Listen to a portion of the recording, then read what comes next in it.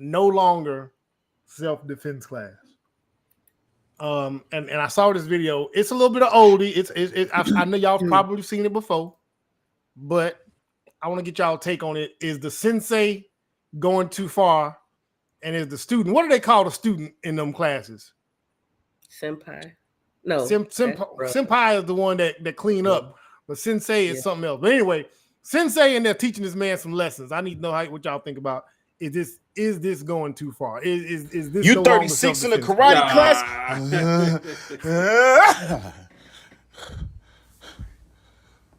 Come on, man. Get up. No, master. I got it. Yeah.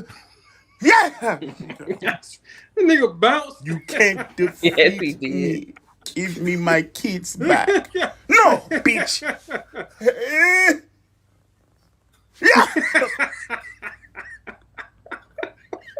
Now that's how you kill him. He got low. I just hate how he's yanking him up. Now that's how you kill him out. Oh shit! Hold on. You 36 in the karate class?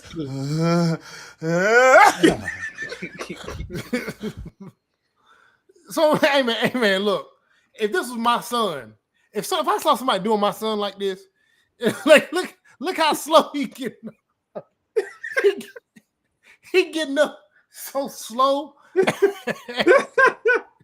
Like why he keep and everybody just looking at this, watching it like it's supposed to happen this way. Like look, baya. That boy rotator cuff torn because his arm ain't supposed to rotate like that. He yanking his arm up when he dropping. You remember them old G.I. Joes with the rubber band kept the arm in there and you could twist it and turn it. Damn, boy, look at him. He just body slamming that boy. That's like Big Brother, Little Brother overload, man. Oh man, but I'm saying, man, this is no longer a self-defense class. There's no way. The self didn't defend nothing. You said the self didn't defend nothing. Not a nothing. Oh man, have either one of y'all ever considered taking a self-defense class? No, I wouldn't take up boxing. I ain't taking no self-defense class because I whoop everybody ass in there. And you shoot anyway. You don't. Pretty you much. Don't even, I got a bad knee. If I beat you, just go on with your life. Don't even come for no retribution or nothing. Just take that L. Because I've got a bad knee and I'm fat. So if I beat you, just take the L. Just take the L. Don't come back. Don't come back with your friends. Don't come back none of that. Because you come back with your friends, I'm gonna get them too. Like, don't think y'all can try to gang up on me. I ain't coming out no door now. But I can shoot out the door. I can shoot out the door. I can shoot out the door because you're on my property. Man, I was watching one of my prison videos, and one of the dudes, I think the dude's name was Big Pretty. I can't remember what the dude's name was, but I think his name was Big Pretty. But they said, and you can Google the story about this dude. I might have the name wrong though, but they said dude used to square up on dudes and tell them, if I beat you, I'm gonna take that from you. So if he beat you, he was gonna get your cakes too. He's gonna beat you. Could you imagine that? Could you imagine that being the result of a fight? Like a dude tell you, "Hey man, we finna do this, but if I win, I'm getting something up off you." If that don't make you fight hard, I don't know what will. But why fight at that point? Like, right? Hey man, we good. But no, right? But like for real. Do you give them an option to back off? You said what? Does he give them an option to back out? I can't remember. I think he would. I think so. But I think they said he was also so good with the knife that he would give a dude a knife and say, "Hey, come on." But when it's over with, I'm getting what I want. I'm taking something up off you. Ain't no way. I wouldn't fight at that point. Like I remember, there's only one. I've never lost a fight, by the way. Damn, all in all. Oh yeah, I ain't never lost no fight. Because I only fight people I can beat. I Mayweather. Shit, that's what I'm talking about. Only fight people like me. But there was this one girl. Her name in high school. Her name was Mooney, and if she ever watched this video, she could be like, "Girl, you funny." We got the argument in the bedroom, baby. I was like, see, I ain't even about to talk all that. I'm about to go about my business. Cause ain't nobody trying to start that with you. Ain't nobody, I'm still talking junk, but I'm walking off. Because I knew I couldn't beat her. I knew I couldn't beat Moon. I ain't gonna start no fight. I can't win. Man, so this is why I want to understand. When you see these fights with the young ladies online, why when a woman when you see a woman fight, why do they say bitch after like every punch and every lick at a certain point? Bitch. Why what is that? What is that? I've seen it in so many videos. it's like your power upward. Oh, how dudes okay. Be, we bitch. That's our power up. Bitch. Yeah. And y'all be hitting good thing of hair and you just wear that thing out. and then, I used to fight dudes in high school too. And then look, some of them be hitting with this. I don't know what it feels like to hit with this, but they be hitting with this. Bitch. I be like, come on, no, man. I'm straight like jabbing. Ain't no okay. I think it's hilarious, man. I definitely think it's hilarious. Either I'm gonna punch you or I'm gonna slap fire at you. See, man, listen. What we don't want and what we don't ever need is Chef getting violent. We don't need none of the violence. I tend to my business. I mind my business. I don't bother nobody. Chef say I don't That's bother why nobody. You don't want to get slapped. Oh, I'm talking about Chef. Yeah, Chef ain't even remotely about this business of trying to fight out here, and she will shoot. All right, I got one more semi-funny video. I didn't even load this one up. And we've talked before about risking it all, right? We for a sexual situation. We've talked about that before. So I came across this, and I came across this video right before I loaded this up. So I was like, man, I gotta drop this in there. It ain't long. And I wonder, would either of y'all ever imagine being in this situation, or have y'all been in this situation? I'm gonna go ahead and play the video.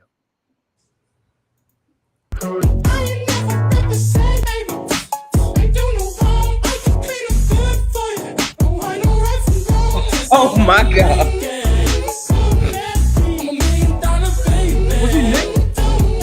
Wait a minute.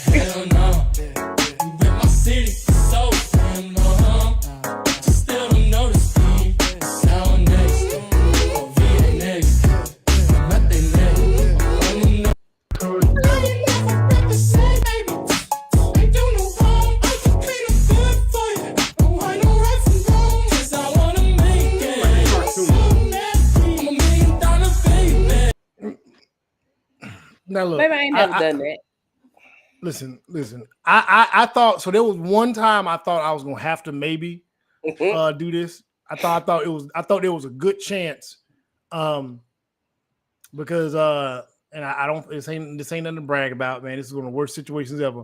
But I was in another man's house, and the woman pretty much assured me, man, wasn't no way possible this man was gonna come home, blah blah blah. And the only reason this was a situation where I risked it all was because this was a get back moment. So I had a failed liaison with her one time. I failed, like, you know what I'm saying? I showed up, but I didn't show out. You know what I'm saying? So I'm like, man, you know what I'm saying? I need to get my lick back one day. And so we crossed paths again. I'm like, hey man, I need my lick back. You know what I'm saying? That one time, man, I don't want you to hold me today. I got a reputation out here in these streets. And so she's like, well, you know what I'm saying? He ain't gonna be here, so you can come over this now. I'm like, all right, cool. And then around the day of, I just got nervous. I'm like, wait a minute. Ain't no playing no another man backyard. I got no business.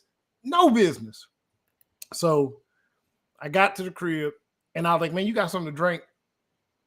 And I didn't get drunk, but I had to drink enough to block out all inhibitions for me to participate and do what I need to do. But I remember in my brain, I had already came up with the escape strategy. And I was going to have to jump off of a second floor. You know what I'm saying? And I was like, okay, if I get out of here, I'm going to have to jump. And it was on a hill. So I'm like, I'm going to jump. let my legs buckle, roll down a hill, and I'm just going to get the hell up out of there. So, man, I've risked it, and this could have been me.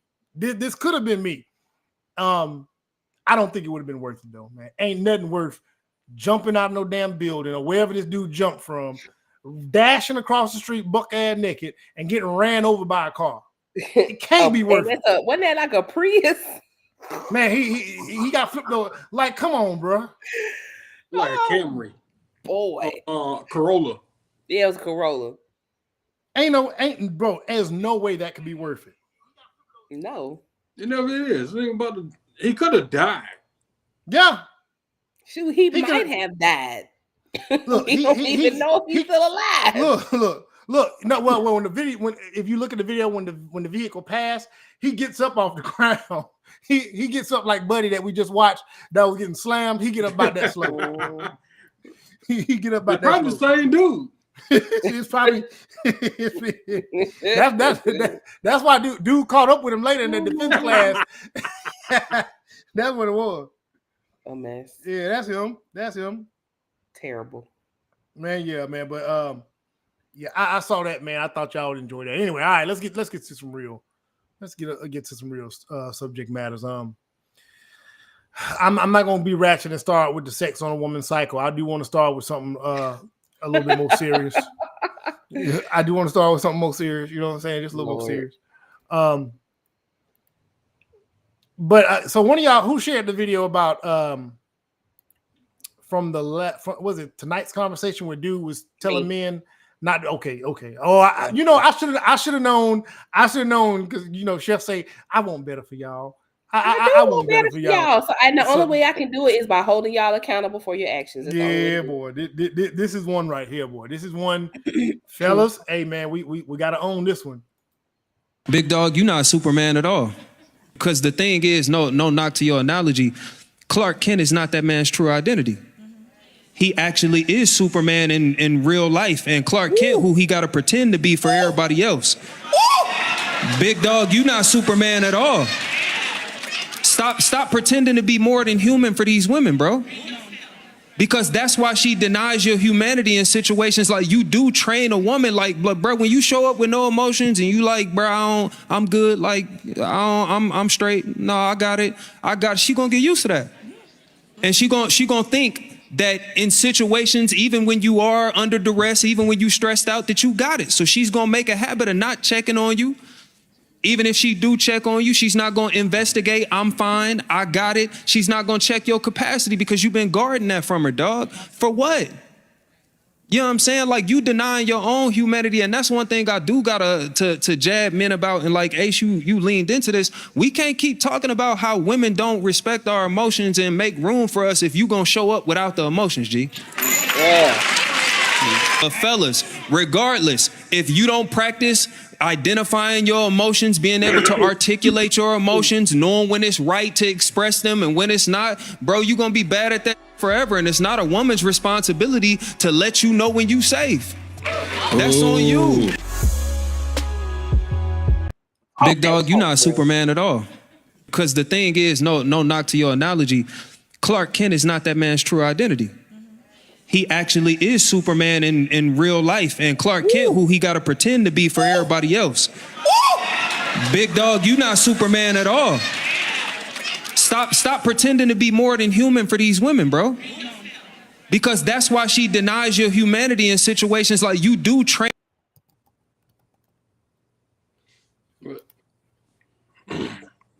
Technically, he's Kal-El, but he's who? Oh, well, Kal-El. yeah. Everybody, that's what he really is. Superman's alias. He didn't give himself that name. Technically.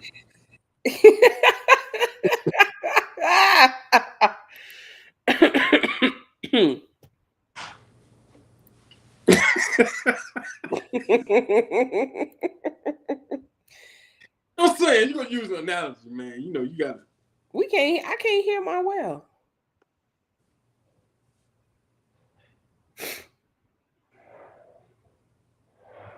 Stick a him. Nope.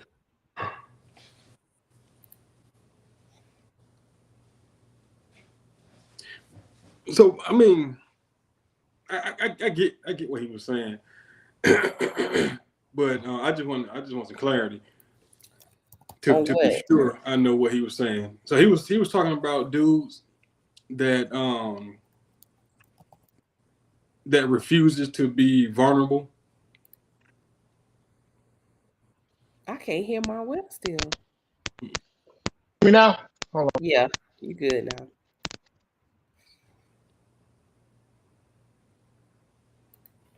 Can y'all hear me now? I heard you. Now you gone again. Yeah, you good now. All right, there we go. That should be it. Am I back? Yeah.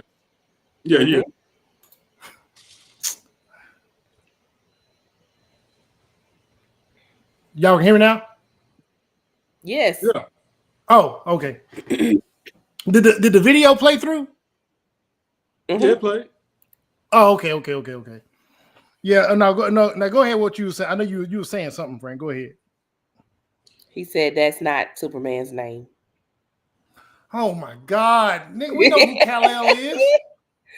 Everybody don't know that's his name. Everybody knows Superman. They don't always know his real Kryptonian name. Yeah. My bad. So Yeah, Superman is not the real person. That's an alias. Yeah. So Kal-El we know him. Oh my God, we know what he was talking about. Damn. Boy, his name is Kal-El. And he don't even appreciate DC. He don't care nothing about Superman, Batman, none of them. I don't blame him. DC's trash these days. But he was talking about being vulnerable, right? Essentially, yeah. I think I don't know if vulnerable is the right word, but I think just simply being human and not playing like nothing phases you. You know what I'm saying? Like there's levels like playing like don't nothing phase you at all. Like don't nothing bother you. I don't think that's good when it comes to relationship with women. And I think where men mess Them up be the dudes that murder suicide folk. Yeah, but you know what I'm saying? And I think it's because we in the world, we don't want to. I don't think it's wise for a man in the world to wear his emotions on his sleeve. I don't think it's like in the world. In the home, I think you can kind of wear your emotions on your sleeve, but you got to be careful with that. But in any case, it will be better to wear your emotions on your sleeve to run around and have somebody thinking you're just unemotional at all, because you're just always playing tough. And men, we're taught to like just play like nothing phases. All right, I'm good, I'm cool. Nobody should wear their emotions on their sleeve. Nobody should wear their emotions on their sleeve. No, that's terrible. You know how it's unstable you would be if every time you felt something you acting a doggone fool. No, you shouldn't wear it. Nobody should wear emotions on their sleeve. No, you should know. You should be able to recognize your responses, your emotional responses. Recognize when there are moments you just have to feel. And it's okay to feel. But you don't just want to walk around the house feeling all the doggone time. Who want to be around that? Right. Like right. You say every time somebody come around the corner, if they don't acknowledge you, you in your feelings. When you ain't say hi to me when you came in the door, girl, shut the fuck up. Yeah. Nobody should be walking around with their feelings on their sleeve. No. Everybody should have a conscious process of how they manage their emotions in a way that is healthy for themselves and communicative to the people around them. Be able to say, hey, I don't like how this is making me feel. I'm going to remove myself from the situation for a second and come back to it.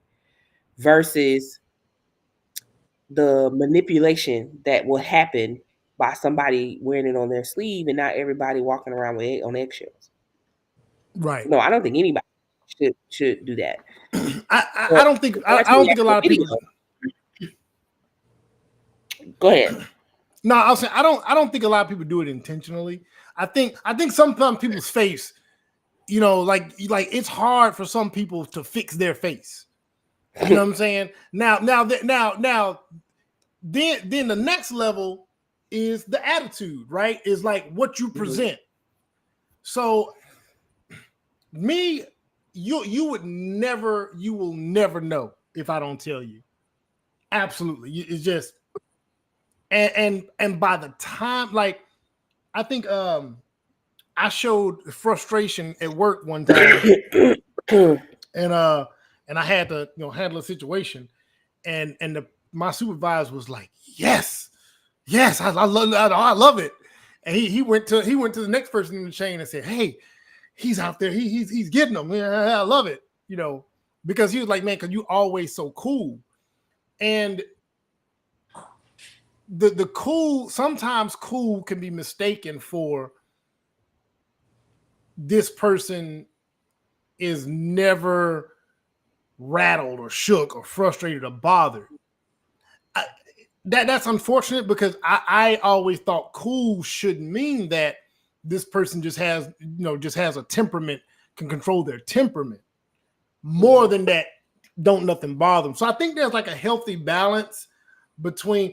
I think it is like you said, like if you feeling something and then your face shows it, then you can communicate. Hey man, if I look like I'm in a funk right now. Give me a minute, and then hey, when I'm not, that would be the ideal way for somebody to handle it. But I think what he's saying as far as dudes trying to play Superman, is not smart, bro. Because women will hold you to that, and I'm not gonna even say they're wrong for holding you to that, because that's what you showed up as. You showed up. It's not that we hold them to that so much as we don't know how to process that. If you can't process your own emotions, how we gonna do it for you? Like you can sit there and be like, well, my girl can't recognize that something's wrong with me and give me a hug or something. Well, after you done told me you okay 20 times, I mean, what you want me to do, sir? I can't read your freaking mind. Mm-hmm. If I keep showing up and you keep telling me I shouldn't, okay, I ain't gonna force you. Versus if you take a moment to say, you know what, I appreciate you wanting to show up for me right now. I just need a moment by myself to kind of go through my little process, and then we can talk about it later. Mm-hmm. A woman who loves you don't play about you. Even if it's you she have to fight. But there comes a point when she will stop fighting you too. Mm. And that's what happens. We stop fighting. We know y'all messed up. We know you're going through something. We know you're dealing with something. But if you don't let us help, you don't let us in, and you just keep saying, I'm okay, I'm fine, I'm fine, I'm fine, I'm fine. Time passes and it's like, well, you kept saying you was fine, but now you mad at me because I didn't show up for you. And now you saying it was my fault that the relationship over. Like, I was there. I tried. I can't keep fighting you for you. Good way to phrase it. I can't keep fighting you for you. That's a good way to phrase it. Because that's what happens. Yeah. We know, like dudes will say, if a woman has the intuition to know if a man cheating, why she don't have the intuition to know that he's unhappy? We do.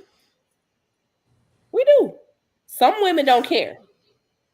And then there's other women, we've cared so much that it actually hurts us that you are more comfortable hurting than letting us help. Mm-hmm. I think that's one of the stupidest things I've heard niggas say is, why doesn't her intuition tell her that I'm unhappy? Nigga, you got a mouth. You know what I'm saying? Like, don't. But dudes be like, I ain't gotta read a woman's mind. You sure? You sure, my boy? That's the dumbest thing. I think people have this preconceived idea of how relationships are supposed to work, and they get into them thinking that it's just gonna work in this ideal fashion that they've been told. The generalization they've been told that is gonna work this way or it's supposed to work this way, and they just get into it and expect it to work this way, and don't actually work the relationship. Like it's not going to function unless you are actively functioning in the relationship. Mm-hmm. It's not just gonna work. You actually have to work it. You have to build it, develop it, and practice it. You know what I'm saying? So if you want your woman to know what's going on with you, you have to let her know what's going on with her. She doesn't have these magical woman powers of a nurturer to come in and lay your head on her chest when she expects or anticipate you to feel that you're feeling some type of way. That's insane to even believe that she's capable of doing that. And it's also unfair to put that type of expectation on her to be able to just pick up on you. That stuff ain't real. That's social media BS. Ain't real. It actually is real. Yeah, I think there's something real, but I think what expectation is just unfair.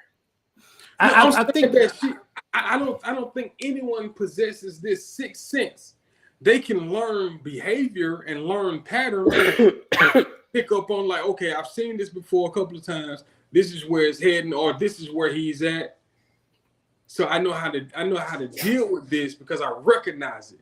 So you don't believe in empaths? No. I'm gonna tell you, scientifically speaking, women absolutely, and men. Listen, men will talk all kind of shit if they want to, but it is what it is. Women recognize facial patterns better than men. Women are more socially cued than men, hands down. This is scientifically. Anybody want to argue? Just go Google it. Do your research. It's neuroscientists, behavioral scientists. Everybody they've seen this. Women recognize everything about your demeanor when it changed. They recognize shoulder slump. Women recognize that the kids wearing the hoodie were actually trying to that's their safe place versus us men was like, why the hell they got these hoodie on? They look tacky. Women pick up on all the little things about your face, your the way you carry yourself, your disposition, and you could be a total stranger. Women can pick that up off of strangers in the world. The problem comes when men, this is what men have done. When men devalue it or try to make it seem as if there's nothing to that. This is why women were put into psych wards and stuff way back in the day. This is why witches were burned way back in the day, because the things that women's intuitions, their nature, that motherly instinct, that maternal thing that they have that we don't, that thing exists, and it's just a feeler, you know what I'm saying? And some of them have it more than others. But when you as a man deny that something is even wrong, like just denial, come on, like now that's when it becomes unfair, because she knows she saw something. You told her she didn't see something. So she don't want to be a nag. She don't want to be a bug. So she ain't finna keep nagging and bugging. And then when she stopped nagging and bugging you about what she's seeing, and you say, man, you've been knowing this been bothering me, man. Well, why didn't you? Well, I asked you. Well, dang, man, you should have just. No, ain't no should have just at that point. There's no should have just. There's no should have circled the block and came and begged you to figure out what was wrong with you. I don't believe in that shit at all. I believe if I ask you twice, that's the best I could do. I didn't even want to ask you because I as a man, I didn't even want to hear it. I didn't even want to hear it anyway. I'm gonna be honest. I'm a man. I didn't want to hear it. I don't want to hear no problems. I know something wrong. I walk by that book and know something wrong. Shit.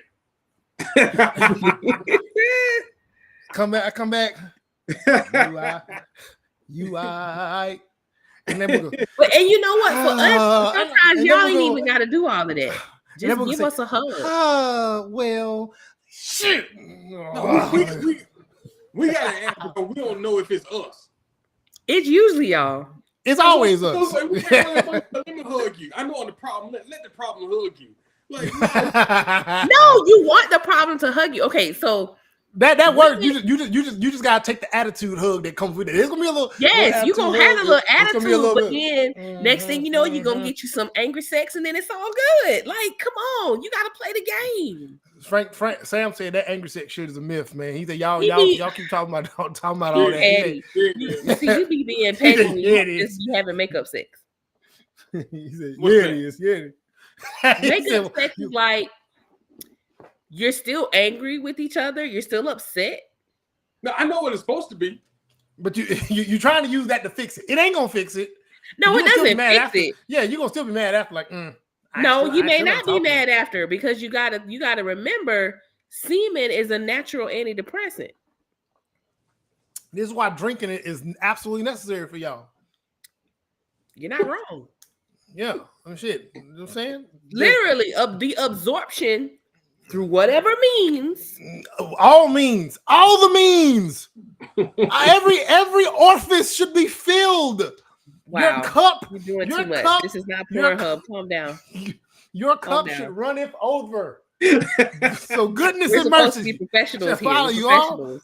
I'm being a professional. Your cup should runneth over, girl. I mean, technically, you're not wrong, because you got think of it like this, Frank. Do you know any couple that has sex every day and either other people unhappy? People do that? Yeah. People do it like 4 or 5 times a day. Yes. Listen, man. I don't believe in that. I don't believe that. I don't believe that those are such rare people. I don't even like discussing them, because the 4 or 5 times a day are rare, but the once a day, not so much. Now, or even the average. So when they do the, I've looked this up years ago, and I've looked it up recently, and I keep looking it up, and they say, look, you are doing good if you're going 2 to 3 times a week, you're doing good. But then they say the bad is like once a month. Now look, man, listen. So if you get to a once a month state, there's not enough. Y'all ain't releasing enough of them. Every 4 to 5 months. You look. What you said? What? Once every 4 to 5 months. What was that? This is why divorce. She said, "This why I'm divorced." Yeah, man, you ain't all them endorphins. You're not releasing none of that. I mean, so and granted, I couples go through moments where it might be a little stretch. I get that, but to Sheffy's point, she's absolutely right. What did Chris Rock say? He said, all you should be doing, you should be eating, fucking, and laughing. Yes. He said, if you got somebody that's doing that, eating, fucking, and laughing, he said, you ain't got no problems. I mean, because those are all blinders. Let's be honest. Look, those are all blinding you. You can have the worst issues in the world. But you wouldn't, though. You wouldn't. You know why you don't have the worst issues? Because they're not going to be issues. Right. Okay, so divorce happens because of typically money issues, correct? Yeah, a lot of times. Yep. Money issues leading cause. Typically happen because people keep their money separate or somebody overspent. Mm-hmm. Overspending is typically an endorphin response. Yep. If you're getting that endorphin response from sex, you ain't gonna spend the money. Yep. Then you won't have the money problem. Then you won't get divorced. Like, connect. Unless you spend the money for the sex. You said what now? But even if you spend the money for the sex, you're having fun. So you doubling up. Yeah, you doubling up. You will still be okay with that expenditure versus she just went out and got a new Birkin, and y'all can't even pay the mortgage. Like, people don't think on this level. We need each other. People need each other. Mm-hmm. Period. We are social beings. If you look at the very fabric of the creation of Avatar and the planet of Pandora, it's Earth. Yes. It is Earth. We are interconnected with everything. Earth. Everything is everything in Pandora was networked. And when you severed part of that network, shit started dying. You got chaos. Earth ain't no different. This is why, like the whole, I don't need no man. So you're saying you don't need a man means you don't need love, because you need love. We need love to survive. We need touch to survive. Our skin is the biggest organ on our body, and to have consistent touch and hugs literally slows down the effects of a heart attack. Mm-hmm. It won't stop the heart attack. You need some aspirin and a triple bypass, but it will slow down the effects of a heart attack. Why do you think they tell when you have babies skin to skin contact? Oh yeah, because absolutely. a woman's body absolutely can adjust the body temperature of her baby. Mm-hmm. If a woman's body is able to do that to her child, what you think she can do to her man? Mm-hmm. But men walk around, I don't need nothing. I don't need nothing. I'm good. I'm good. Good. When that woman could probably hug you and all your hurt just drain away. She could touch you. Like seriously. It don't always have to be sex. It's just intimacy. Yeah, intimacy in general. Yep. I know my head roll. Because you ain't got no hair. Nigga like me, I don't want nobody. Listen. Hey, don't. Touch is a healing thing. It just is. And people get so wrapped up in, I don't need nobody. I don't want no help, that they don't realize they're literally killing themselves. Disrespect me and touch my hair. Don't do that. Oh wow. Take that mess up. That we can't take this fool nowhere. Disrespect me and touch my hair. Get that out your head. No, for real. Why we playing? Didn't we have a fit? Didn't we have a whole fit about all them little girls playing in that man's hair? That's because we know good and well they come, you mess all this up. Just come dig up my scalp. But man, to the overall point, I don't even think it's just men being vulnerable. Because I think that's I think that's like the final step. Mm-hmm. I think just in general, like he's saying, man, be human. Quit trying to act like you a tank. You know what I'm saying? And nothing phases you. And I know for me, because I am a person that you can't see it, I have to say something. I have to. I have to say I didn't like that. That M1A2 will still blow apart if you drop a bomb on it. Yep. I've been knowing this nigga down there 30 years. Has it been 30 years yet? Yeah, nigga. 30 years, nigga. Oh, no, not yet, but it's close to it. If you ask me when this nigga is mad, I don't know. I just know your face always look like that. It's bad, man. I'm for real. He's retarded, man.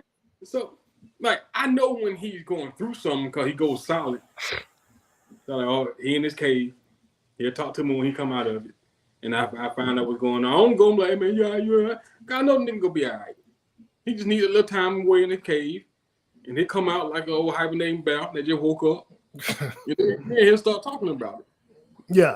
I'm gonna definitely talk about it though. I'm not gonna. I ain't gonna just keep it all bottled up like bottled up inside me and give me a goddamn stroke. Hell no. See, that's the other thing though. You said, "Oh, I know he gonna be all right," but do you? Well, he knows because first, I'm gonna come out and talk about it. No, I don't mean it I don't mean it that he knowing historically. I'm saying like even though somebody has been all right historically, doesn't mean they're always all right. Oh, I see what you're saying. And that's where you have the people who are actually the strong ones. They have that moment of weakness and nobody recognizes it. Oh, they're gonna be all right. They always all right. But what if they not? Yeah. What if I'm not? What if I'm not okay? And sometimes it's just a quick, hey man, you good? Because you ain't got to chase the man down. Just be like, hey man, you good? No, that's what I mean. Because I can't stand this fool. I cannot stand him. I can't. No, I absolutely cannot. This is why everybody laughing my feelings, my emotions, man. You know what I'm saying? I'm just saying. Cannot. One of my favorite. I brushed over, so I'll be more detailed. So the pattern goes if because I usually talk to him a few times a week. If it drops below a few times a week, then I just assume he's busy. Mm-hmm. If it goes to probably about if I ain't talked to the nigga in like a couple of weeks, then I'll shoot him a text first. If he responds to it, then all right, cool. I can leave him alone. Let him process. If he don't respond to it, I call him, and he usually picks up when I call him, and he'll tell me like I'm good, whatever. Okay, cool. Take him at his word. So yeah, no. Normally, no. We usually got a good open line, man.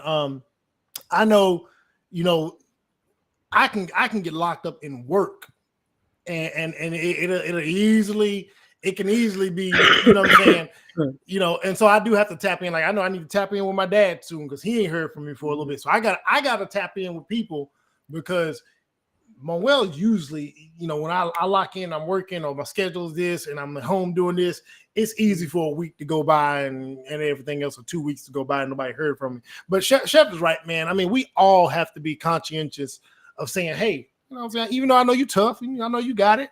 You good over there, boy? You straight? And then because sometimes that's just enough. You know what I'm saying? But yeah, we gotta we gotta give I want to say now I think we're in a better place than we've ever been probably in the history of mankind / manhood, to where there are men opening up and being more emotionally honest, if that's the way, like just being more emotionally honest, right? But life is peaceful when you're emotionally honest, man.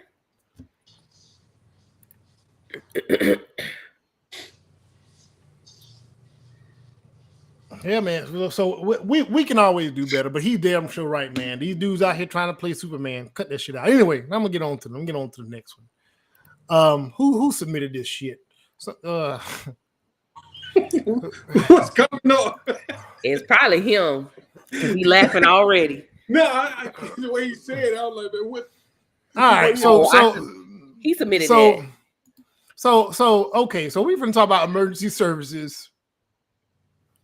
No, are you talking about emergency services though? Yeah, I guess I think it kind of is. It kind of is a little bit, but like, listen, man. How honest can we be on this topic?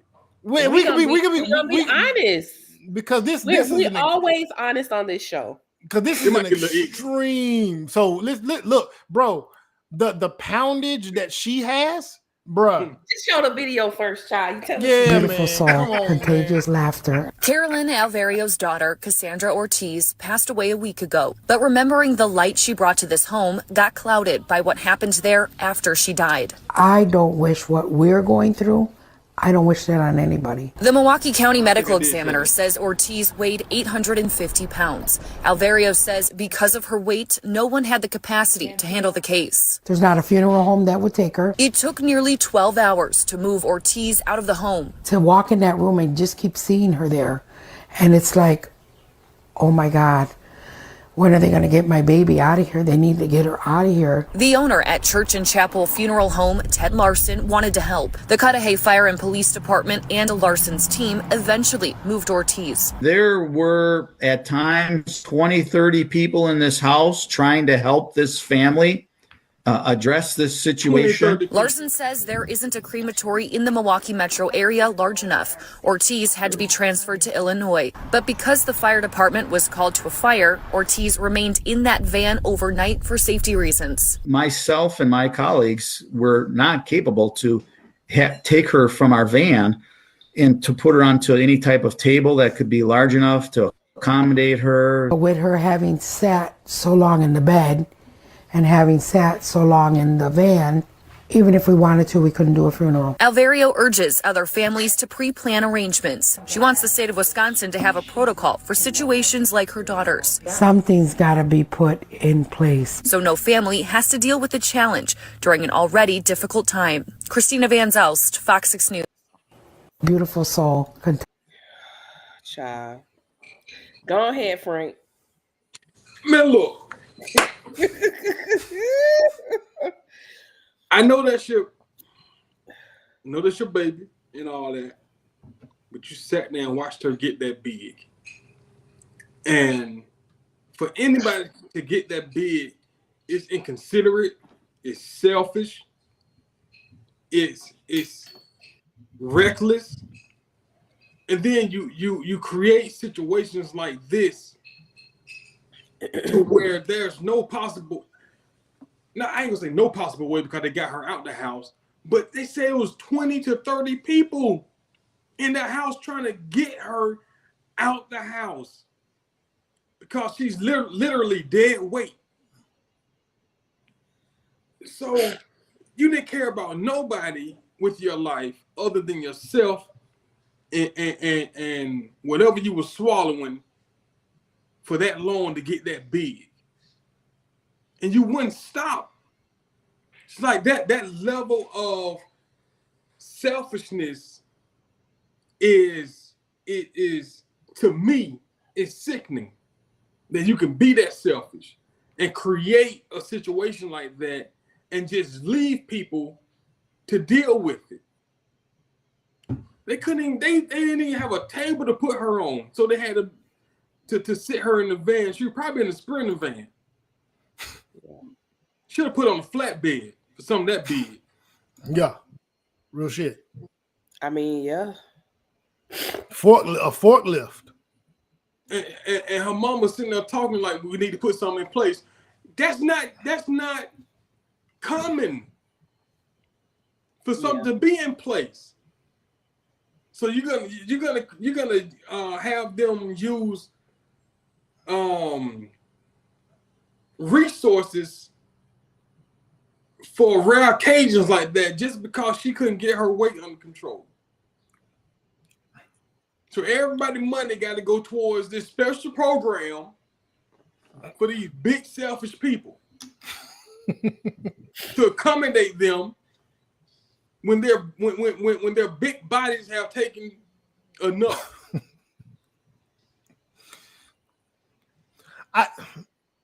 You know what I was thinking? I'll let y'all go first, and I come in and tell you know what I'm thinking. I'm like, all right, bro. I would have walked in there, and I would have said, "Ma'am, if I'm the fire person, whoever else, I'm the emergency responder. I'm like, ma'am, can we get this body out by any means necessary?" If they say yes, I'm coming through that bitch with a wrecking ball. I'm driving something through a wall, and I'm knocking a wall down, and I'm gonna let her know you are finna. Now, are you willing to pay?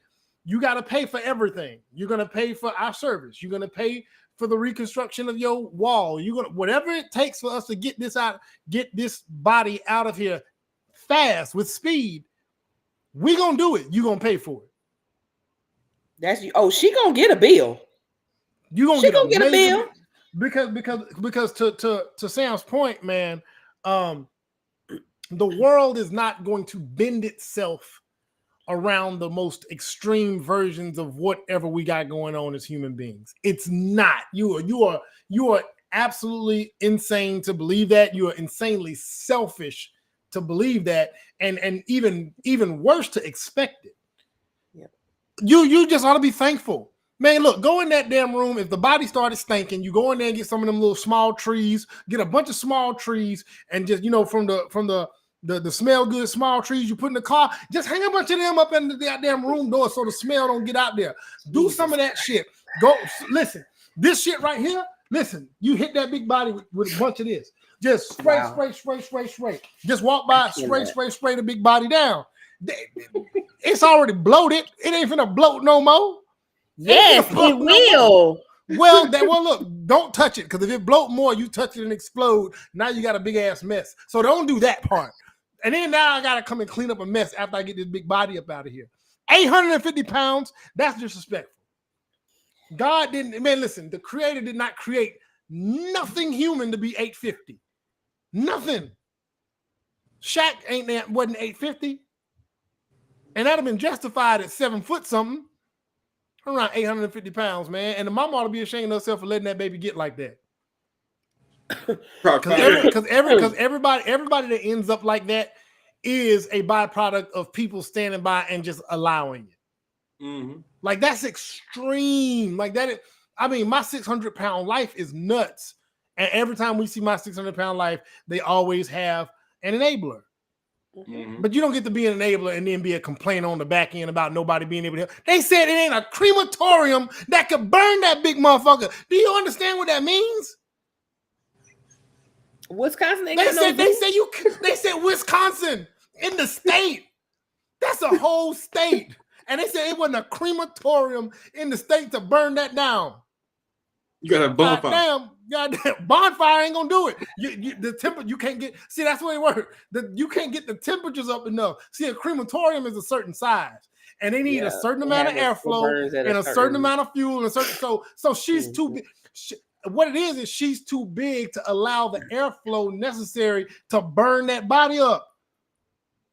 Damn. No, it's not. She's too big to be in the furnace. You know, them furnaces couldn't even get in there. Is only about 4 feet. It ain't that wide. You know what? Listen, so if somebody would start chopping her up and putting it in there piece by piece to cremate, they would thought that was destruction. Right. I'm just saying, all right, my bad. Go ahead, Go ahead, Chef. Go ahead. Step in, shoot, please. Shit. So, man. this disturbed me as the resident fat of the group. This disturbed me in that her mom, who's not 850 pounds, her mom might have been 180, maybe 200. Let your daughter get to 850 pounds. Like, come on. She had to be bedridden for years. And we're probably talking about at least a decade. Who fed her? I guarantee you she wasn't necessarily, she may not have been eating herself, like maybe not even feeding herself. Because at a weight that high, it's highly unlikely that she could even sit up. So what disturbs me is that there comes a point with food that it becomes an addiction, just like any other addiction. But because people view food as a necessity, it's not, the addiction piece isn't necessarily applied. So if you look at, say, substance abuse, we don't need perks unless you had some surgery or something. And even then, you can get by with ibuprofen. We don't need alcohol. We don't need weed. So that's why those, and nobody's addicted to weed. You're addicted to smoking more than you're addicted to the actual thing. But that's why those things aren't necessarily, though they are viewed as addictions, because I'm indulging in something I don't need. Food is something we do need to survive. So indulging in it is seen as, oh, this person is just being irresponsible. No, they literally have an addiction. When you get to a point, and I'll speak from my own experience. I am currently 315 pounds. I move around just fine.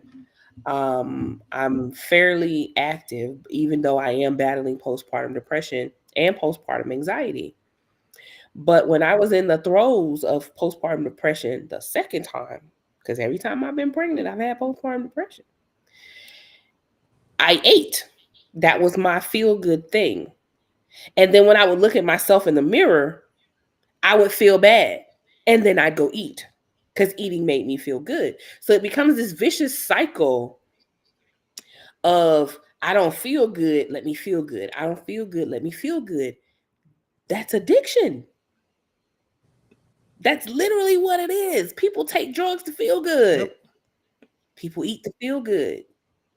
So nobody took the time to address this with this young woman before she got to a point where she was bedridden, because I'm pretty sure at 850 pounds, she was bedridden.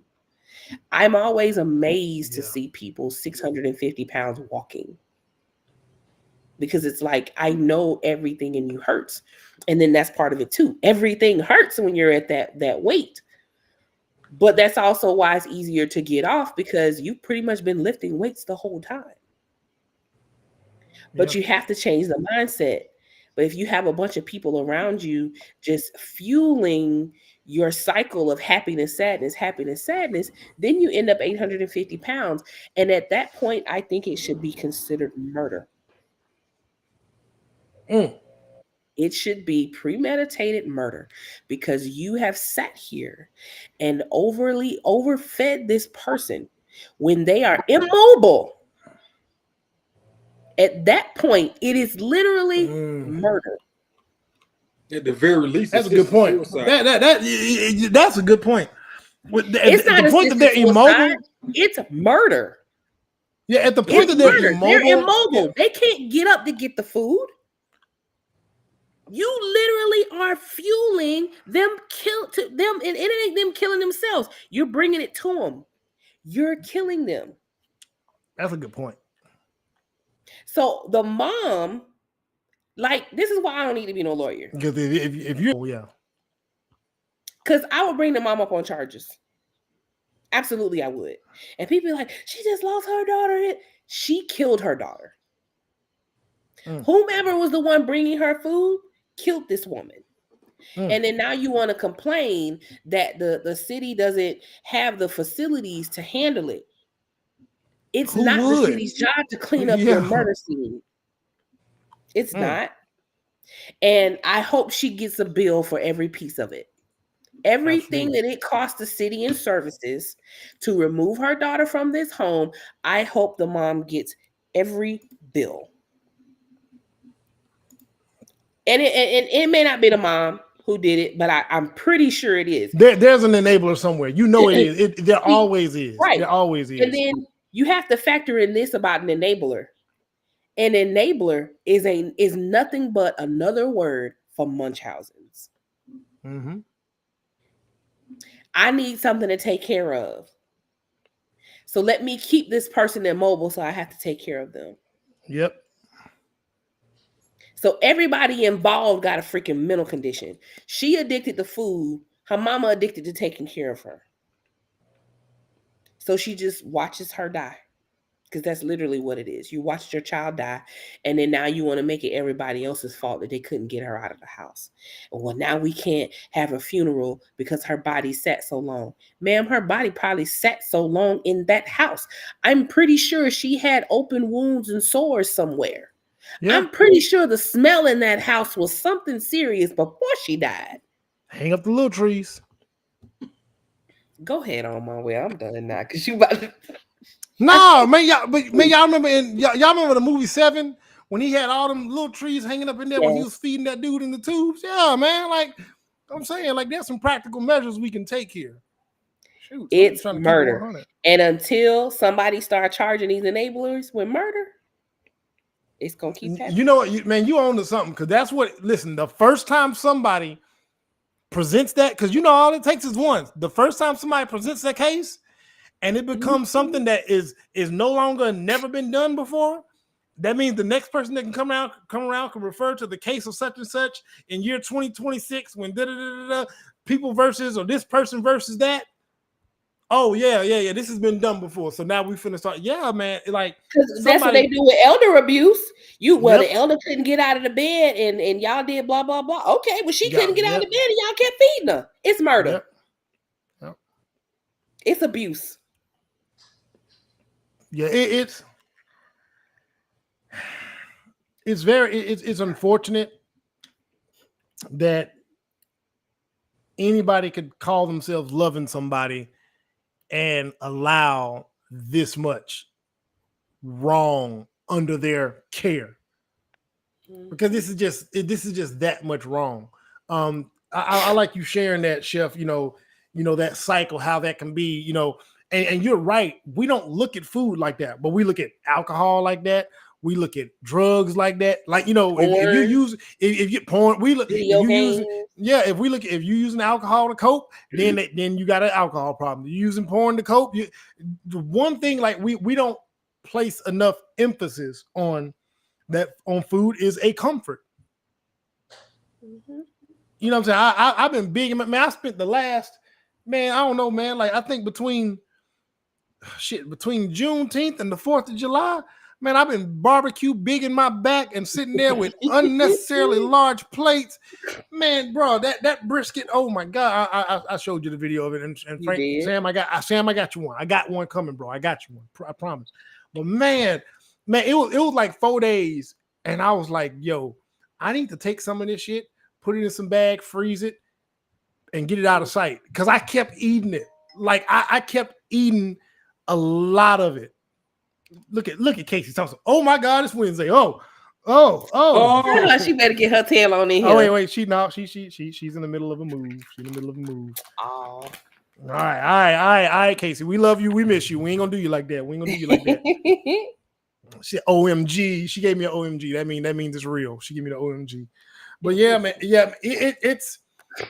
I think we do need to. Like I said, I even enjoy losing my mind over a weekend. Or man, well, I'm gonna tell you. A good piece of cake will take you out. Man, listen. Look at the disrespect I did. I did this. This is something I did, and I had to hurry up and make this purchase and sneak it out of the store and get it into the car and then tell the wife about the price later. So, king crab ain't cheap. It's not. But I wanted my family to have the grilled king crab experience, right? So, and I knew that for the amount that I know would get everybody kind of stuffed, I probably needed at least 2 full claws. Now, 1 full claw from Whole Foods. Whole Foods. Oh, you rich. Yeah. one who even if you get one from now Whole Foods got the ones on steroids. The ones in Kroger, they're a nice size. They're gonna be about $10-15 less, give or take. But anyway, so that was $135 for 2 claws. But it wasn't. But it was the indulging. It was the actual consumption of all that. And I'm like, I'm a fat bastard. I sat and ate that, and I was just sitting there. There was more food left, and I just kept on going.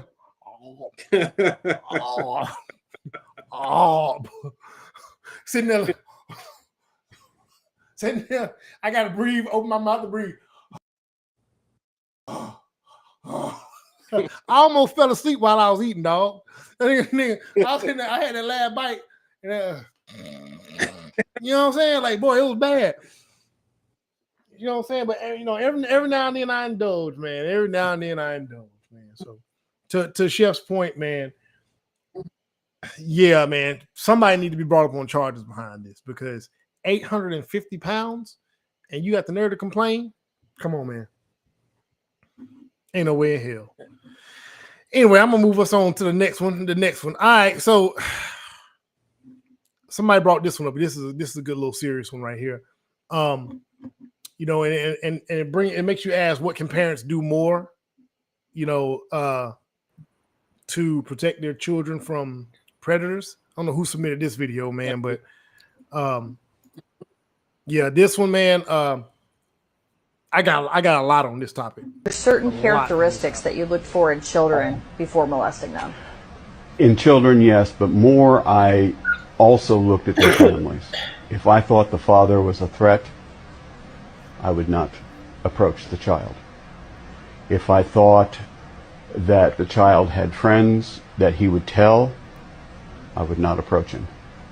So perhaps a child that doesn't really have a whole lot of friends, maybe not really a strong family, things like that.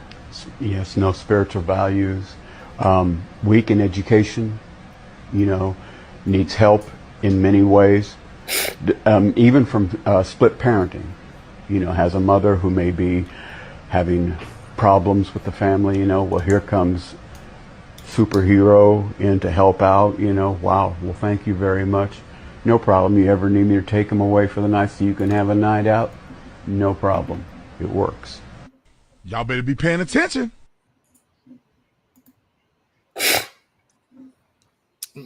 Man. Sam, you can go ahead and lead this one off real quick, man. Because that part right there when they said a father that they could fear or that they worried about, go ahead. Take your time, boy. Take your time. That's the first thing, which is why I always try to make it a point to be present. I don't think that was really understand. I wanted to be like, I'm coming along with you to meet these parents. And I've always felt like it was important for anyone to know there's an active father in the home. Because if there is something malicious that they may plan or have just a thought about, I'm sure the first thing they'll think about is going to be consequences. If you know what I mean. So that's why I hate. That's one of the reasons why I hate that some men create children and abandon them, because they leave them exposed. They leave them vulnerable, and essentially they could be creating victims before they're even victimized. They by someone else. You've already created a potential victim by being absent. So it doesn't compute in my mind that you can create something so innocent and so open to attack, because the child can't defend themselves. And a woman can only do so much. A mother can only do so much. But you will create this dynamic and just leave without a thought of what could happen in my absence. You know what I'm saying? So, and I haven't even gotten to the predator yet, because we all every sensible person shares the same sentiment concerning or in regards to a predator. But let's talk about, I want to talk about the fact that these predators are handed their victims. We never have that discussion. We always go straight to the predator. But what about the person that opened the door to him? Or her? So when I was watching this video, I was like, these niggas, they have a system, and they know that what it takes for the system to operate more efficiently is if there's not a man in the picture. So that was the point of me sharing it, because we really have to get to a point to where these niggas that create children and leave them open to any type of harm, them niggas need to be dealt with. But that's as far as I'm gonna go right now, because I don't want to take too much time. Y'all go ahead. But that's where to this conversation, because I really never hear that in regards to the conversation of child predators.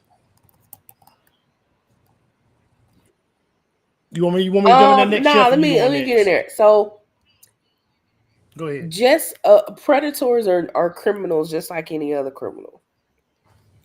People case joints. They case the joint to see what they can do. I'll never forget in Mississippi, we had this guy come over to do, like, we were trying to hire a contractor to do some work. And he came over and went through the house and everything, and he never called us back. Like, we heard nothing after that dude left. But he ended up in the paper like a week later for a home invasion.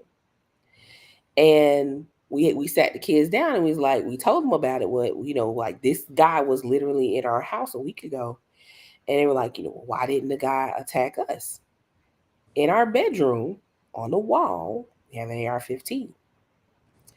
At the front door, we have a 40 cal. Oh, it's 40. No, it's 40 cal. What's the thing? magnetized at the front door. At the back door, we had another one magnetized to the door. So if we had a door and something pop off, you just reach up and get it in. But that man saw, oh, they got their weapons at the ready in the house, in multiple places in the house. Let me not try these people. Every criminal knows who they casing. When you see the smash and grabs at a clothing store, it's only one person working. We can go in there and get this money real quick. That's how Dollar Generals get robbed all the time, because they know it's usually only one person on the floor. So it stands to reason the same thing is going to happen here. I don't know that we can blame this on the fathers, though, because the father still has to be a force, meaning he can't be a weak man either, because we've seen what weak men do when it comes to child predators. There was a whole about that, where that guy came in the house, they let that man sleep with the child, and that man ended up sleeping with the daddy too. Oh, that nigga. Yeah, I know what you're talking about.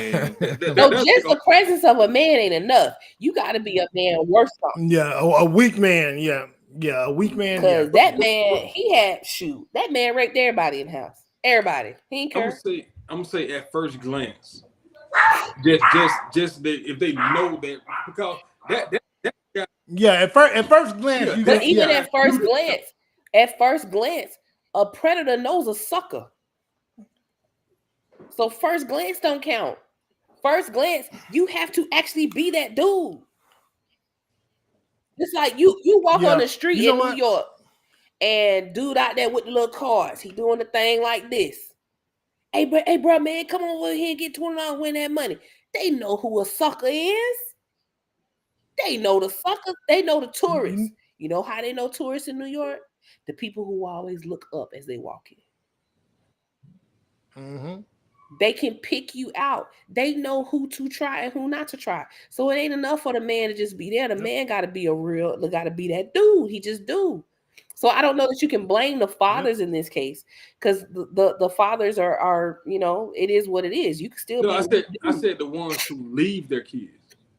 Right, but that again, I don't think you can blame them because you still got to look at who's in their care. It's still mom's job to protect them children. I don't care if the daddy there or not. You the one who spent 9 months baking that child. Every toe, every toenail, every hair follicle you created with your body. It is the woman's number one job to protect little children. Men protect the family unit, but the kids themselves, the little ones, it's mom's job. That's her job. So some random white dude, and I won't say white because predators be of different races. Some random person, I'll keep your kids. And you just so freely, child, I need a day off. And you ain't done no checks, no balances, no nothing. Ma'am, that's on you. I'm not going to blame dads for that. I'm not. Because, and people will say, well, she just wanted a day off and she needed. Girl, I do not care. I don't care how tired Adonis makes me. I don't care how much I have to run across town for miles. What I ain't going to do is leave them unprotected. Never, not so, never. It's just not happening. It just not. Man, I want to my part. I want to talk about the predatory nature of men in general, and this is how we all operate. So, and I'm just talking about purely our nature. You go back to when you were a dude and you in school, and you're approaching, a woman or a girl. You're not looking at the most difficult target. You're not approaching the girl who got Big Bertha as her homegirl. That's not who you want. You want the one that looks friendly and look like she got friendly friends.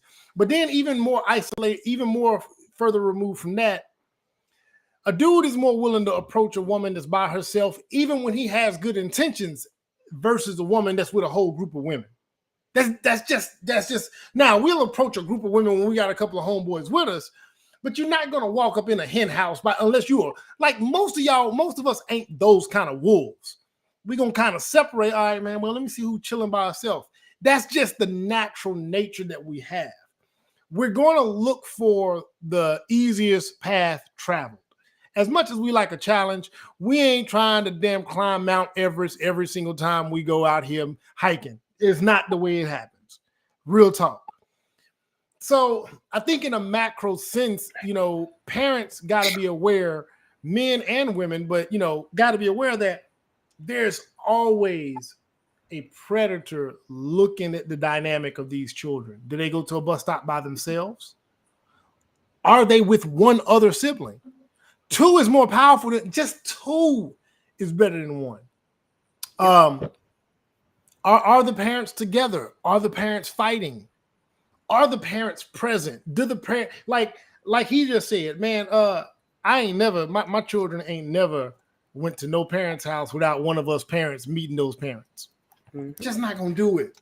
Just gotta go show your face. Just gotta go shake your hand. Whatever the case may be, just let them know, hey, this child is loved. You feel when them people ain't right.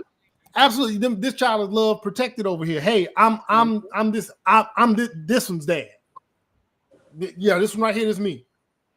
Big difference, and I do think both of y'all are right. I do think a man on the surface real quickly, it does create a stop.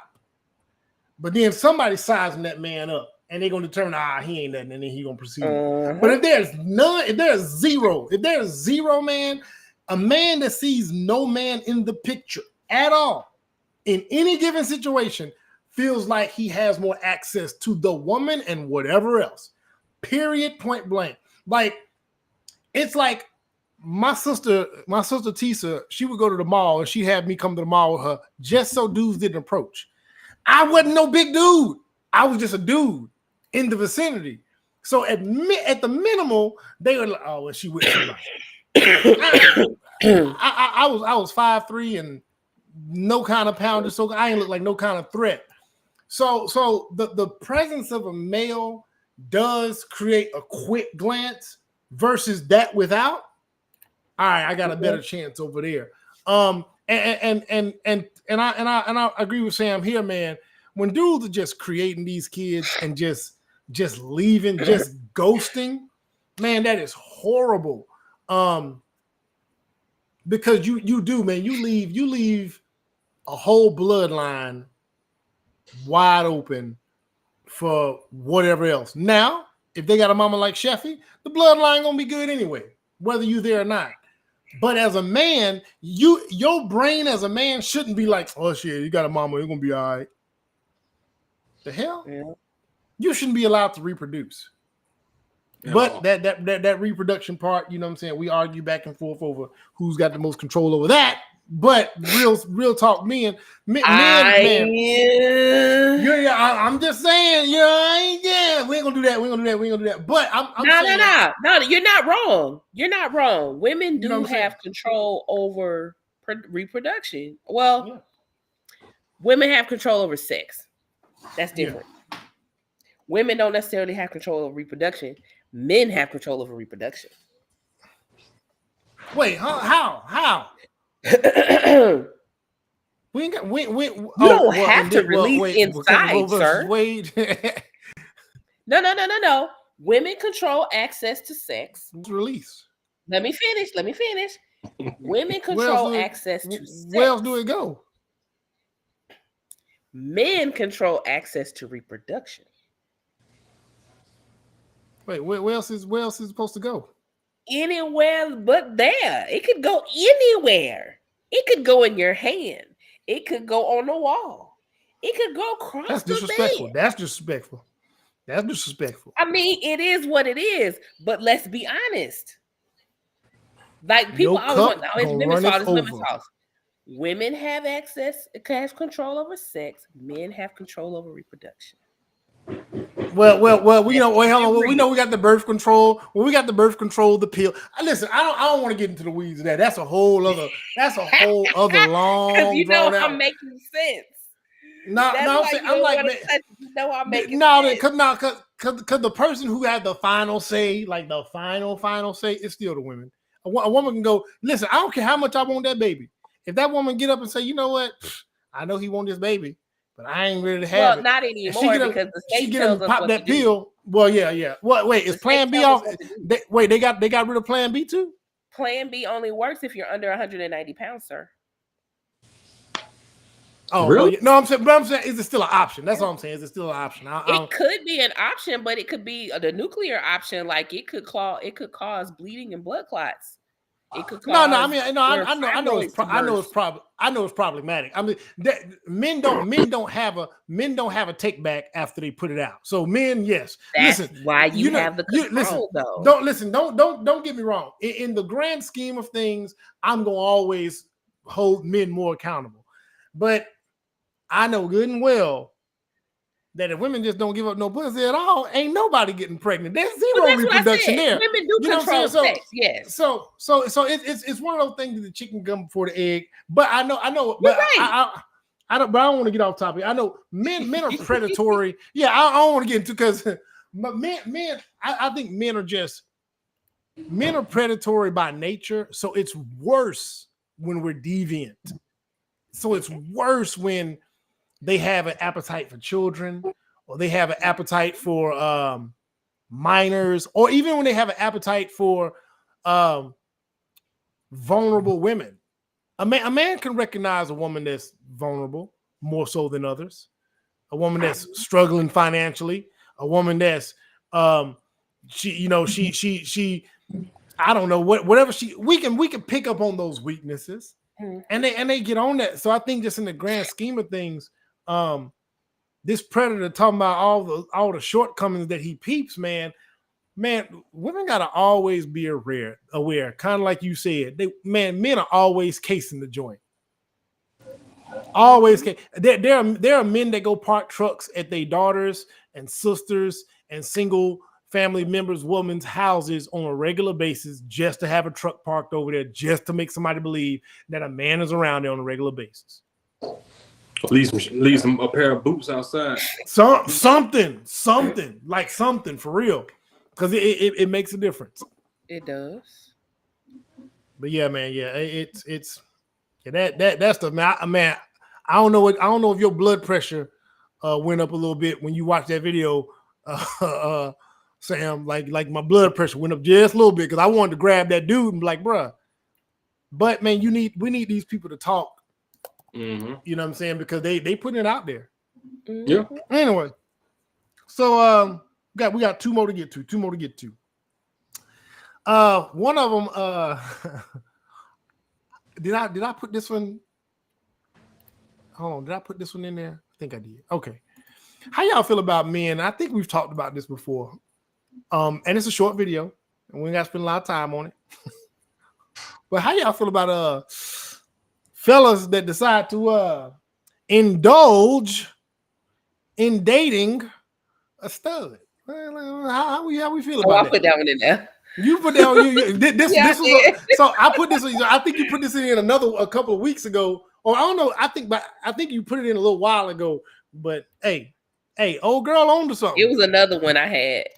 Yeah, old girl on to something. So every time a girl like a stud, they be like, shit, you might as well talk to a nigga. But when a nigga like a stud, they say, oh, she's still a girl.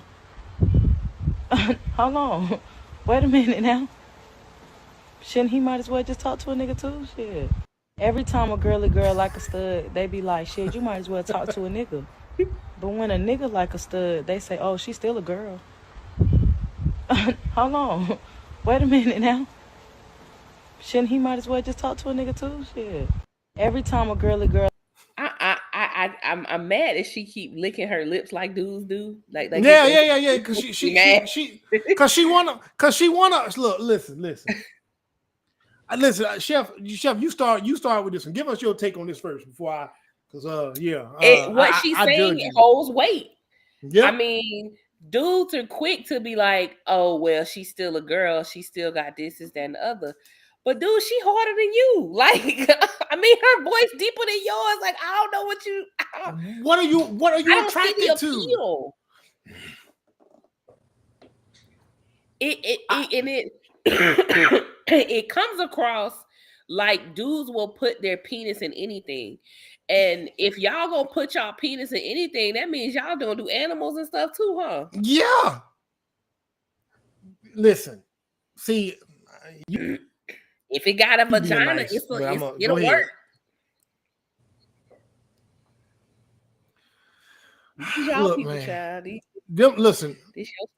These dudes are one drunk high moment away from being willing to knock down the bro for the bro sex or trans something, because they gonna rationalize it. Well, I can get it off, and it looks like a woman, and it ain't gonna get pregnant. So I got the best of both worlds. Niggas will.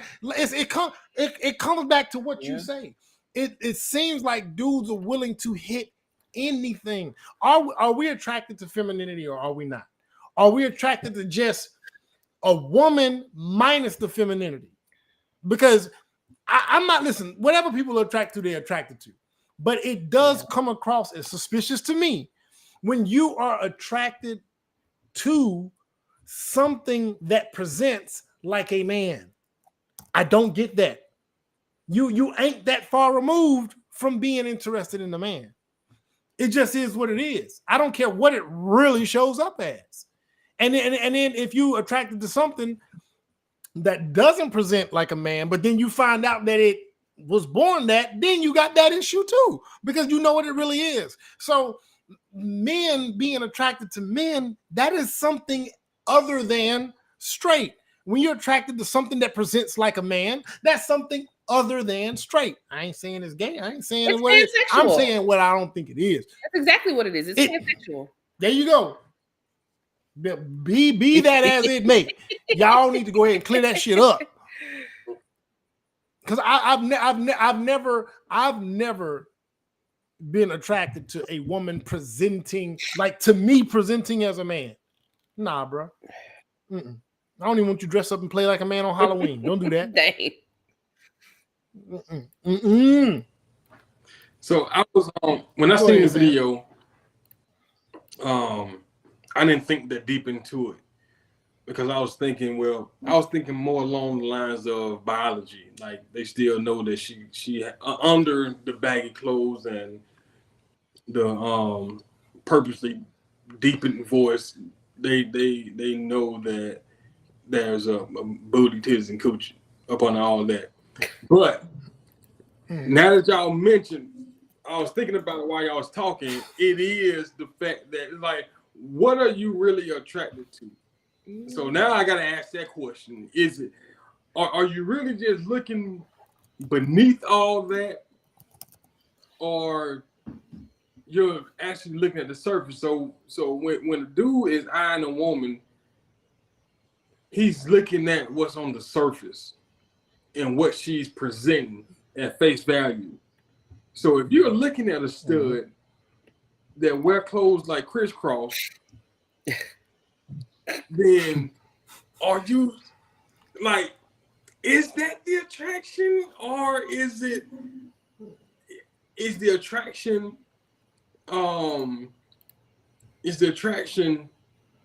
the masculine aspect of what she's presenting? Now that like this chick, I'm assuming she's a stud because she's mimicking the mannerisms of a dude, but she's not made up right now as a full-on dude. You still see her feminine features, right? So you have these type, assuming she's a stud. You have these type that still shows up, and you can see the feminine features. And then you have your bobs that you know it's a woman, but she's just hard. She doesn't look hard. She still look a little soft, and like she's pretending to be hard. But you got them other ones out there. They end up somebody baby mama. Okay. So that's the case where Yeah, I see where you're going. Yeah, that you just made there is a distinction between somebody that's tomboyish but still soft, and obviously, but then the Bob, like that's the one that's obviously. You know what I'm saying? Like, it's obvious. That more tough. You know what I'm saying? Yeah. But you got dudes that still bust them down. Dudes will still bust them down. They will. I remember a video, and every time I think about this, I think about this video. It was Chris Brown, and it was him and a bunch of dudes on a podcast, and they were talking about having sex with women, and the question was, would you turn a woman down? And Chris Brown was like, absolutely. Like it is what it is. Like, nah, I ain't gotta be in everybody. It was like 6 other dudes there. Every other dude was like, oh no, I ain't turning down no moose. No, I ain't turning down. That's crazy. And Chris Brown sitting there looking like, dude, y'all that hard up for real? That even if you don't like her, she ugly, you ain't, you still gonna hit just cause. Yeah, I ain't turning down. You know what? You know what? I'm in my partner. I don't know if Chris gonna remember this. You met Chris. Yeah, white boy. When I lived in Miami. Yeah. Chris, man, that's my guy. Chris, when he was young Chris, man, when he first moved to Miami, and Chris didn't realize what he was really working with. You know what I'm saying? Chris is a 6 foot something white guy with a great personality. Chris can shake and move. He can pull what he can pull. He has a beautiful wife. Married to a sister, by the way. Anyway, and I remember Chris one time was like, man, when he first got to Miami, he was worried about would he be able to pull anything. And he said, it's kind of, when you're a bachelor out here, you kind of think about it like you don't know when you're going to get your next lay. Now, that in the mind of some men creates a desperation. Now, I'm not saying Chris. I'm saying he said that men have to consider, man, I don't know when I'm going to get laid again. And I think when dudes think like that and it really sinks in, they have a scarcity mindset. When a man has a scarcity mindset as it pertains to sex, they are willing to take whatever comes along because they don't know. They are worried about the next time being the last time or the last time being the last time. So they like, you know what? I gotta. And I'm just like, bruh. No, there have been times where I've said, you know what? Pass on that. I ain't going over there. You got to be willing to turn. And the simple fact that there are men that just have zero dick discipline, that's just a scary thought in and of itself. That's scary as hell. You can't turn down nothing. Not or nothing. You listen, man. I'm not saying do it for sport. I'm not saying do it to prove a woman to women that you can. I'm saying for yourself as a man, as a way to practice control and discipline. You can't turn down something. That's fucking crazy to me. Anyway, I don't want to belabor this one too much. I do think it's suspicious. I've always thought it was suspicious that, hey, if you like something that presents like a straight up dude, like me, like Sam, like, you know what I'm saying, Adonis, you got something that's presenting like that. You so all boy. Adonis present like all man, tearing shit up, knocking stuff over. Yeah. You know what I'm saying? Adonis is obvious, boy, what you gotta deal with, boy. You finna have door hinges hanging. You better be thankful he ain't got a brother his age. Because oh my God, they would destroy. Hand them to their daddy. You have to. No. What you do is you pack a bag, you invite him over, and they say you got it, and you just never come back and leave him in the house with the kids, boy. We was talking about Eli over here. Eli's he's a big dude. Eli is like 200 something solid, big dude. Now me and mom was talking. I said, could you imagine if it was another one of him? I said, just one more with the same build. I said, they would tear. I said, imagine if they get to fighting over the bathroom. What 2 bulls in a china shop? Nothing worked. Everything broke. Everything tore up. Just whether they fighting for real or fighting for play, something is broke. So everything is broke. Shit, me and my brothers put so many holes in walls, it's ridiculous. Anyway, the next thing I want to get into is my favorite topic of the topics. The topic of tonight: sex on the cycle. Lord, why did we let him do this? Hey, don't you be like that. All don't you be the like that. way up. Don't listen. I am You not. really I am are. not. Like, I am not. There's it's in your whole demeanor. Listen. I can be trusted. I can absolutely be trusted. Call it what you want. Aunt Flo, time of the month, the curse, Miss Dot, jelly sandwich, crimson wave, Bloody Mary, the royal flood, the dreaded dragon, riding the cotton pony. But when it's that time of the month, there's one question everyone wants to know. And someone with this very question or type of question is in our audience, Asha. How are you? Hi, good. So I know some people, some friends who've had sex on their period and they were completely fine. But then I've done some reading and it says that they're more susceptible to STDs on their period. It's a great question. Any time a sexually transmitted disease is present, if you are on your period, you are more likely to contract that disease. So that's part of it. But the other part of it is, you've got to keep in mind that this is the time period when there's a lot of blood involved. So if you're having sex with someone and you have no idea of their HIV STD status, it's riskier sex for both parties involved.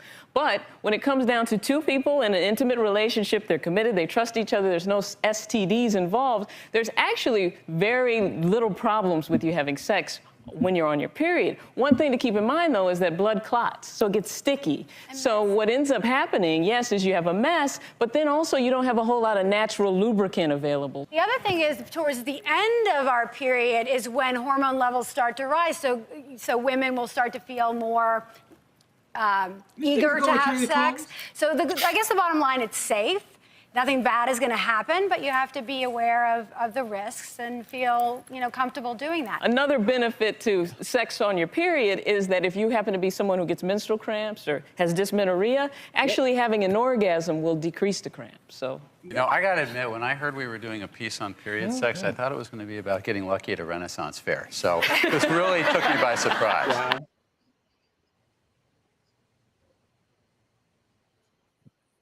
Listen now. Look, I'm all for it. It's very clear where I stand on the subject matter. I think we should all be partakers. I don't think there should ever be a moment in which we are not willing. And as long as she is, they're gonna try to talk about ain't enough natural lubricant. Listen, I know it gets sticky. I know it gets tacky. It's okay. I'm quick. I'll be in and out of that thing so quick. Listen, it's gonna be like a strawberry. What's that little strawberry cream pie? The little thing, the little strawberry little cake thing. Listen. We gonna make. Yeah. What you say? Which one? When you want little the one like a Swiss cake roll, but it's bro. Listen. That thing gonna be right when we get done with it. We gonna put little David to shame. Ain't no shame. Listen, get it in whenever you want to get it in. I don't believe in not getting it in at any time, anywhere outside of the company of children. You know what I'm saying? And you heard what they said. It actually helps on the back end of it. It helps. Makes you feel better. It helps with them cramps. What other way to get rid of cramps than for a nigga to knock them off or eat them up? However it works, get it in. Y'all just gotta have a real listen. Real niggas do real shit. my shirt says it all clear. Did you go and buy that for this? No, I've had this shirt for years. Yes, speaks volumes, and it's red for a reason. I can't believe you went and got dressed for this topic. cannot say. I had this on. This is definitely the segment that'll be shared, isn't it? You know what it is. Listen, among some, I'm just saying, listen, let's not act like, listen. I'm not the only one. I'm not the only one. Don't act like I'm by myself on this. Matter of fact, I need to screen share the actual post. So some of my other friends that was about that life, shout out. Let me go. So this said, man, is talking about period sex. This nigga went and changed wardrobe. Yes. Blocked in real life. What? Tell her don't be judgmental. Don't be like that, girl. You know this nigga dressed. You know what? You do look like a used tampon. That's fine. That's fine because that's what it's gonna look like when I'm done with it. Listen, I ain't playing. We about this is for y'all anyway. This is for y'all. This is a sacrifice that us men make. For y'all. You like you just put out the coochie too. Like you still got the string attached. Hey, listen. This is all about the women. This ain't about me. This ain't about me. This is not about me today. I don't understand how niggas are afraid of it. Like it washes off. I mean, okay, so it's a couple of reasons I think dudes are afraid. Number one, pussy. No. Number one, everybody don't know how to work around the smell of pennies. That mean they was some boring. That mean they was some boring ass kids. You mean tell me y'all ain't never put no change in your mouth when you was little? You ain't never counted your money and had to put it. Come on, man. Disgusting. I mean, I've done it as a kid, but still, it's nasty. That's what I'm saying. It take you back to childhood. It gives you a sense of nostalgia. The penny taste is nostalgic. The other part of it, I think, not all women are clean, and that's why you don't do it for all women.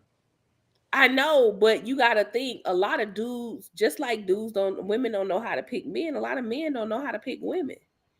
And they see a big booty and she look good, but then they get back to her house and she on an air mattress, got roaches, and they gonna still lay down and bust it down. Oh, okay. Now listen. Now look. You absolutely cannot go and just sample anybody's red wedding. You can't do that. I'm not saying that because that's blood magic, child. Yeah. I'm not saying that. Because I've definitely. But that's why a lot of dudes. I think more dudes don't do it because I think a lot of guys have had like that one time where things went wrong, and it's like I think they sullied for life. That's why if you didn't have my last name, you didn't get the treatment. So I couldn't sleep with just anybody. I couldn't. Well, let me rephrase that. All right. Okay. That might don't say nothing that could be held against you later. Don't do that. Don't say it. Yeah. All right, scratch that. I stick to my original point. The only ones who's gotten the red carpet experience. Oh, y'all got me dying. Y'all describing it. So that's I just didn't the red carpet experience. But the thing is, man, well, for one, don't do it to anybody. Okay, that should be common sense. It's not, because we just had a whole discussion about dudes will screw anything. So they might be willing to sample. Yeah, that's beyond screwing. That's. I mean, they hard up. They got to get what they can get when they can get it. That's their fault. But then again, see that's why I left the comment that I left on the post. If you know what you're doing, it's rather you would get it in your mouth. If you get it in your mouth, you're in the wrong area. Yeah, you down there. Yeah. But how many of your homies don't even know where it's at? Where the little thing is at. How many folks? Oh no, don't ask me. Yeah, we don't know what they don't know. They better figure it out. You talking about the same dudes that be trying to like turn the radio station like this, and it's like, sir, what are you doing? Oh. You know what it is. See, and you also got to be conscientious of when it's that time, right? So if it's that time and you even do venture down there, you obviously, like he just said, you're not gonna venture far from the main source to where you know you need to go. You can do all that extra when it ain't that time. You know what I'm saying? You can sample the whole, like everything from the top to bottom, front, back, in and out. You can get to it. When it's that time, you got to be a little bit more specialized. You gotta remain in the target area, so to speak. So you shouldn't even have to worry about, you know what I'm saying, getting painted up. But listen, if you don't care, unless you're a vampire like that, hey, unless you're real, if you don't care about nothing, you don't care about nothing. We don't care about nothing. We ain't in there to play. We ain't in there to diddle around. Shoot. Shit, want the whole sample, man. What you talking about, man? I know that came here for. Yeah, I know the risk. I know the risk. I was looking like a True Blood commercial. I know I know the risks. I know the risks I ran when I get on that. You didn't have to let me go on down there. She's like, I don't know. It's that time of the month. Shut up.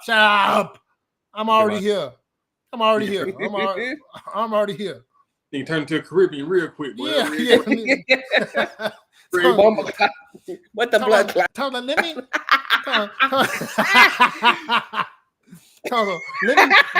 Let me at least full strength. I got it. Don't worry about it. And you just get it on out of there. You don't care. Throw things to the side of the bed. She can clean it up. It don't matter, man. We grown.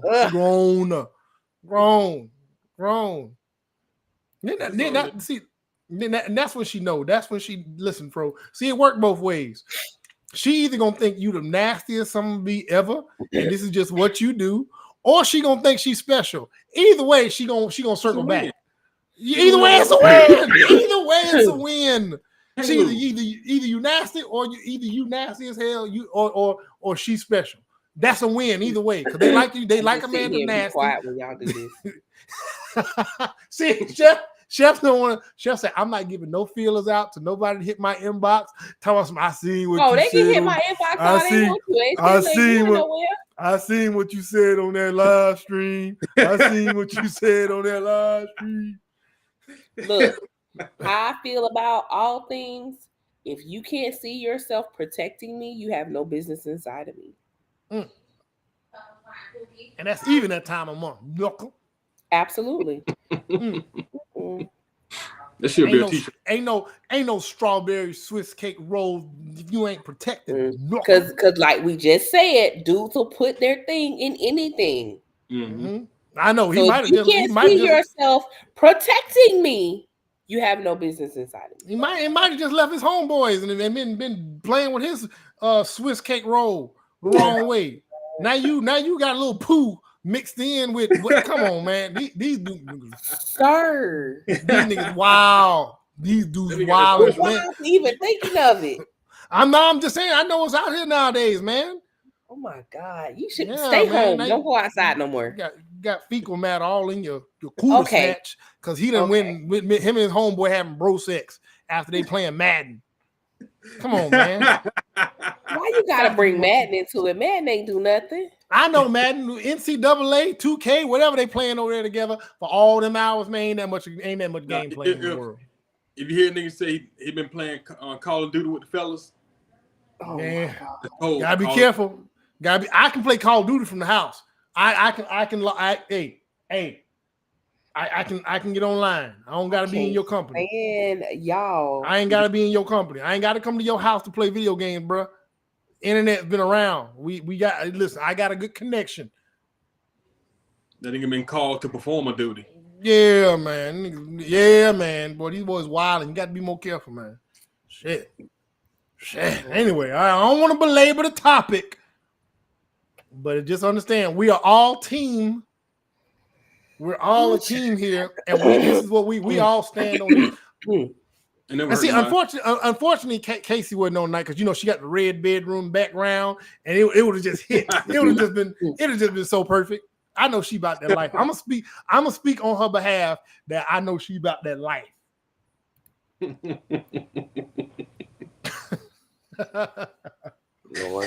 Anyway, y'all, look, that was the last disgusting topic, or the last topic, and it might have been relatively disgusting.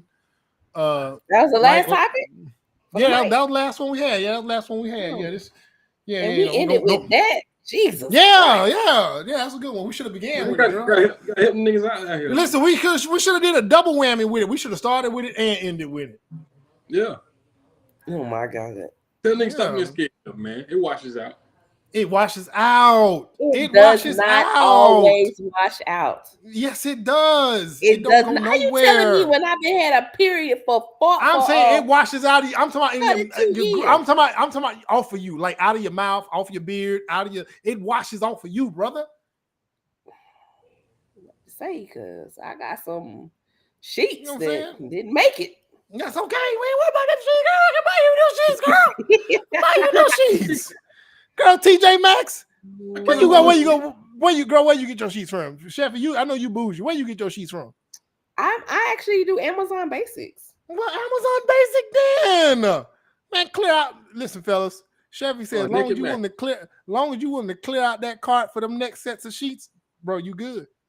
I didn't say no such thing. Well, why'd you bring up sheets?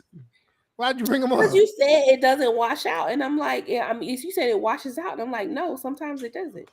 Not tomorrow. I mean, it's I'm talking about us, man. You can't buy no sheets. But if sheets is the problem, it ain't nothing to change the sheets. Say it ain't nothing. Nothing, Chef. Quit making this harder than it got to be. And the dude got beard, man. That nigga got wings. Look at this. Look, man. Y'all kidding me. All wing. Look at that. That's why it's so long. It's a bib. It's basically a bib. That nigga come with his own God-given bib. Boom. See, nigga got a beard. You ain't got to worry about the sheets. It's gonna get caught. She was washing. Shampoo that shit out. Shampoo that shit right on out. That's it. Man, real niggas do real shit, man. I've been saying this for a long time. Get you some Irish Spring soap. Lather it up. Never know the difference. Mm-hmm. And for comfort's sake, I'll just wear my red shirt, so you ain't even gotta be like, oh my God, ain't got to worry about that. Worry about that. Worry about that. Don't worry about that, girl. That's for me. Worry about that, girl. I ain't saying I'm not about that life. I'm just saying y'all too much. We know you about that life, Chef. We understand why you keeping Chef. You keeping a lot of stuff close to the vet. I understand. I mean, it's a natural occurrence, and I don't know. I feel like as Black people in general, we are a sexually repressed people. We are, and it's not that we got to go out here and be jumping off. Not that we got to be going out here and having orgies or anything.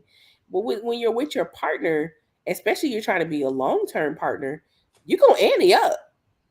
You have to. Because after a while, things get boring. And that's when people start exploring. So explore together. Yeah. Together. I can't believe this fool sitting here looking like a freaking tampon. No. Morgan and Michelle, forgive me. I never know which moment gonna be the moment, but forgive me, daughters,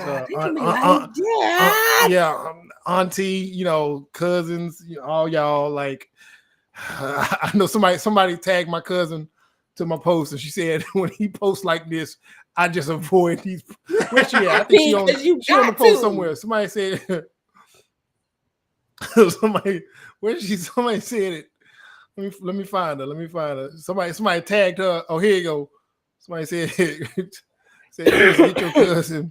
And she said, I avoid these kind of posts by him. For real. Yeah. And then Simone said, which are you? I just said yes. I didn't say what it was. I just said, oh man. This is what happened when I go offline for 2 weeks. This is what happened when you go 2 weeks without me making a live. That's what it is, man. Right here. Yeah, man. This is the repercussions. All right, then we'll be back next week, man. We'll be back next week, man. I know y'all just go ahead and get the topics on in. We're gonna get back to shooting that shit. Casey will be back next week too. Better be. That's all we got for y'all. Y'all have a good night. I go change out these clothes. All right. All right. Good night, y'all.